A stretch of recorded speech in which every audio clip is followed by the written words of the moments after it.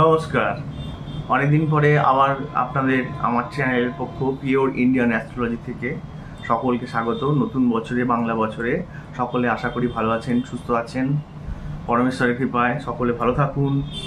আচ্ছা, আমার এই নতুন ভিডিও আপনাদের বলছি, আগামী 1 মে 2024 সবাই জানেন, এই দিনটি থেকে দেবগুরু বৃহস্পতি মেষ রাশি থেকে বৃষ রাশিতে গমন করছেন। 12 বছর পর এই বৃষ রাশিতে, অর্থাৎ বৃহস্পতি প্রত্যেক রাশিতে 1 বছর করে থাকে। তাহলে এই প্রত্যেকটা রাশিতেই বৃহস্পতি, দেবগুরু বৃহস্পতি আমাদের, যাকে আমরা নৈসর্গিক শুভগ্রহ বলি, তিনি 12 বছর অন্তর প্রত্যেকটা রাশির মধ্যে আসেন। এখন আগামী 1 মে এই দেবগুরু বৃহস্পতির বৃষ রাশিতে গোচর ফল সম্পর্কে দু চার কথা বলছি। এই বৃহস্পতির এই বৃষ রাশিতে আসার ফলে বেশ কিছু রাশির খুবই শুভ ফল লাভ সম্ভব।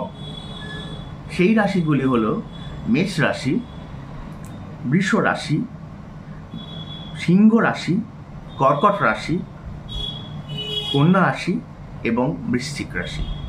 এই কটি রাশির ক্ষেত্রে বৃহস্পতির বিশেষ শুভ ফল আমরা লক্ষ্য করছি। তো একটু সামান্য প্রত্যেকটা রাশি যারা বৃহস্পতির এই বিশেষ আশীর্বাদ পেতে চলেছেন, এই সব রাশিগুলির জাতক জাতিকাদের ক্ষেত্রে কি হতে পারে সেগুলি একটু বলে দিচ্ছি, একটু শুনুন। মেষ রাশি জাতক জাতিকাদের দ্বাদশে রাহু এখন আছে। যেহেতু রাহু মীন রাশিতে অধিষ্ঠান করছেন, সেহেতু রাহুর যে ম্যালিফিক এফেক্ট, অর্থাৎ রাহুর যে ইভিল এফেক্ট, মন্দ ভাব, সেটিকে অনেকখানি প্রশমিত করবে বৃহস্পতির এই বৃষ রাশিতে আসা। দ্বিতীয় বৃহস্পতি, অর্থাৎ মেষ রাশির দ্বিতীয়, বৃষ রাশিতে বৃহস্পতির অধিষ্ঠান, দ্বিতীয় ধনভাবে বৃহস্পতির অধিষ্ঠান অনেক শুভ ফল দান করবে মেষ রাশির জাতক জাতিকাদের। বৃহস্পতির পঞ্চমী দৃষ্টি, যেটি ষষ্ঠভাবে অর্থাৎ পড়ছে, কর্মক্ষেত্রে উন্নতি এবং যারা কর্মপ্রার্থী তাদের কর্মে অবশ্যই নতুন যোগাযোগ শুরু এবং নতুন যোগাযোগ প্রাপ্তিও হবে। এই ভাবটি কর্মপ্রাপ্তির ক্ষেত্রে বিশেষভাবে শক্তিশালী করে তুলবে। এটি গেল মেষ রাশির পক্ষ থেকে। এবার বলছি বৃষ রাশির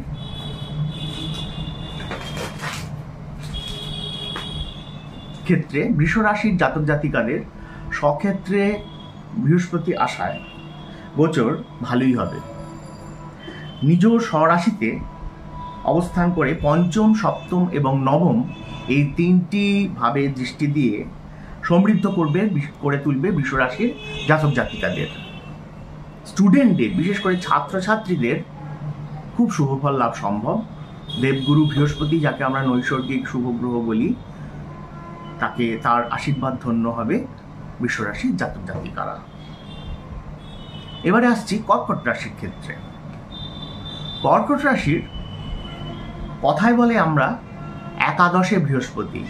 কর্কট রাশির এখন একাদশে বৃহস্পতিই হবে। কর্কট রাশির জাতক জাতিকাদের জন্য একাদশের এই গোচর তাদের আয়ের স্থানকে অনেকটাই সমৃদ্ধ করে তুলবে।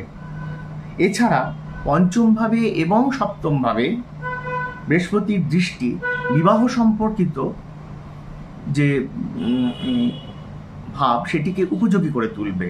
প্রেমজ সম্পর্কের মধ্যে যারা রয়েছেন তাদের অবশ্যই সুফল দান করবে, তাদের প্রেম অবশ্যই বৃদ্ধি পাবে। এবারে আসছি সিংহ রাশির ক্ষেত্রে। সিংহ রাশির জাতক জাতিকাদের বৃহস্পতির এই গোচরে শুভ লাভ সম্ভব। কর্মসংক্রান্ত দিকটি খুলে যাবে এবং যারা ভুগছিলেন বেকারত্বে তাদের অবশ্যই কর্মপ্রাপ্তি ঘটবে। এবং সিংহ রাশির লগ্নের দশমে এই গোচর সেই রকম সুযোগ তৈরি করে দেবে। আপনার দ্বিতীয়ভাবে, অর্থাৎ আপনার ধনস্থানে দৃষ্টি পড়বে শুভ বৃহস্পতির, অর্থাৎ বছরটি সঞ্চয়ের মধ্যে দিয়ে এগোবে। সবশেষে বলছি কন্যা রাশির জাতক জাতিকাদের।